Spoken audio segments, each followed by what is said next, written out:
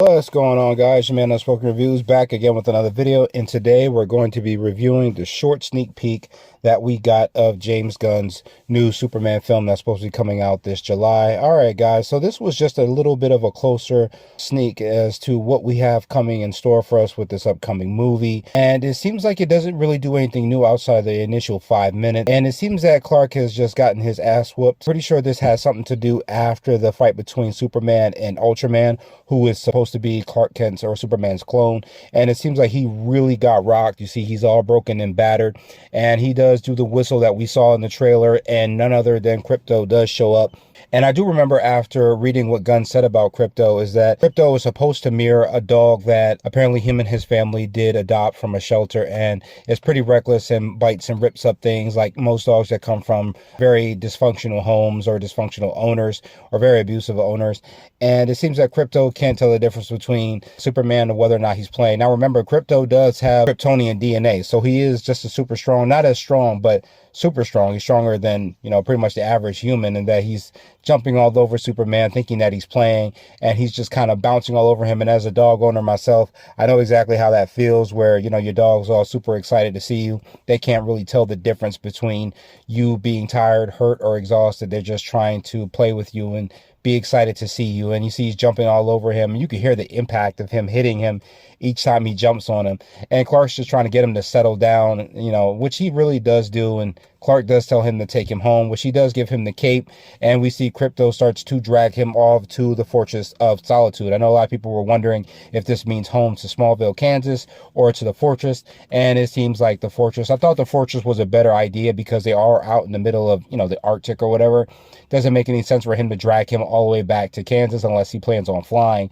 I gotta say, guys, it looks really good. I gotta say, I haven't really seen the Fortress of Solitude in too many different things outside of, some animated and I think Smallville. As I told you guys before, I don't really watch Superman all like that. He's not even in my top 10 of superheroes.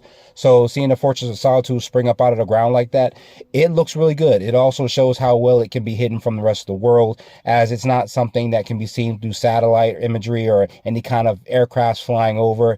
It keeps itself hidden until any kind of Kryptonian or the House of El gets close. As we see, is when it comes out of the ground, we have the House of El symbol that looks like the S, and when Crypto calls out to the door, it immediately opens.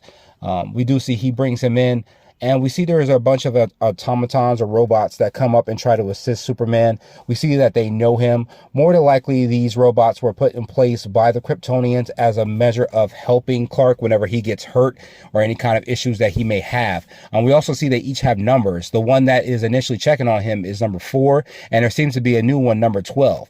And even though they can't feel, I think that he says that I think Superman tries to thank one of them. He says there's no reason, as we have no consciousness like that. We can't really thank you, or we're not grateful for that. It sees that 12 is really super excited to finally meet him, as he says that she was just built.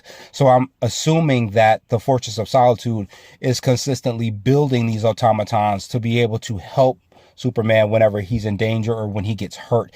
And even though they say they have no feeling, you see how they respond as soon as he comes in and he's injured. I think number 4 immediately calls out to him, realizing that he's hurt. We see that he does have 14 broken bones, I think they said, some fractured ribs, as well as some internal bleeding. I think some liver damage, I think they said as well. And they start working together to try to heal his injuries, which I thought was also very interesting. They kind of have like this weird solar telescope that kind of harnesses the power of the sun, because as we know, Superman gets his power from the yellow sun, and after years of being a baby all the way through adulthood, he's constantly been absorbing the radiation from the sun, making him stronger throughout the years. So with him being injured, they put him on this kind of seat or table, as it were. I think it's an operating table, and they kind of change the telescope to kind of bring in more radiation from the sun, and it becomes as hot as if he was standing maybe just a few feet away from it, which I think is very, very interesting. And we also see that the fortress kind of turns a little bit to, to capture the sun's rays, which I think this is also very awesome. It shows how the fortress works, that it's not just this place where Clark goes to learn more about his heritage. It's also a place where he can heal. It's a place where he can very much accept it in a way where he's not getting on Earth. You know what I'm saying? And I think I really like that. It just kind of gives a better in-depth understanding of the character. Like I said, guys, the rest of the sneak peek is nothing nothing more than things we haven't seen in the original trailer or the teaser trailer that we got a few months ago. And I'm okay with that. I like how Gunn is trying to really keep this movie under wraps as much as possible.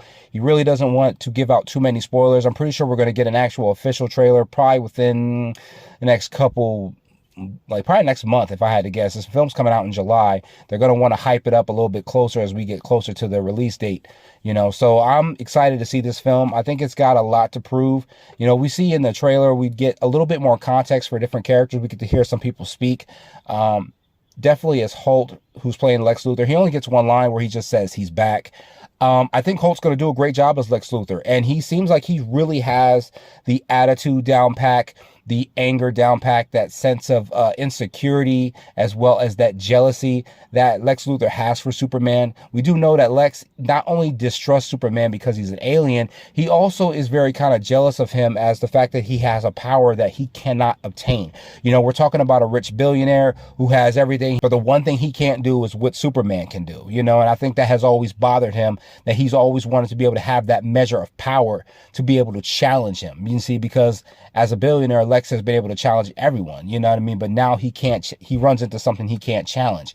We see that as Superman flies by, I believe, the LexCorp building, and you see how frustrated he looks. He's like, he's back. And I like how he's genuinely upset. I don't know when this takes place in the film, but you can see where he really hates the idea of someone like that existing in the world. And I like that. I like that kind of dynamic between the two of them, where Clark as Superman just really wants to be that beacon of hope for the world and give them something to believe in and be the hero that everyone else may not be. We also get another shot of Guy Gardner and Mr. Terrific, as well as Hawkgirl, as well as Metamorpho. Everything is pretty much the same in this trailer. There's not, in this sneak peek, there's not really anything that stands out other than just a few voice lines here and there. I'm still excited about seeing this film. Like I said, it's got a lot that it has to live up to. It has a lot that it has to do in order to get fans on board with the new DCU. This is going to be the nail in the coffin, guys. If it doesn't really bring it the way that fans need it to, despite Creature Commandos being pretty good, this is going to make or break the new DCU. And I'm glad that Gunn is starting with Superman. I know that they've started with Superman in the past. You know, it's just, this has got to fire off on all cylinders. I know a lot of people are not liking it. A lot of people don't like the idea of David Cornsweet being Superman. People don't like the suit. Listen, everybody's going to come up with something they dislike. You know what I mean? At the end of the day, the best thing you can do is go see the movie for yourself and make your own informed decision. Okay, guys, if you guys ever want to see any more videos about also my sneak peek of what I thought about the behind the scenes footage that we saw, you guys can check the video up here in the corner, and I will catch you guys in the next one. Later.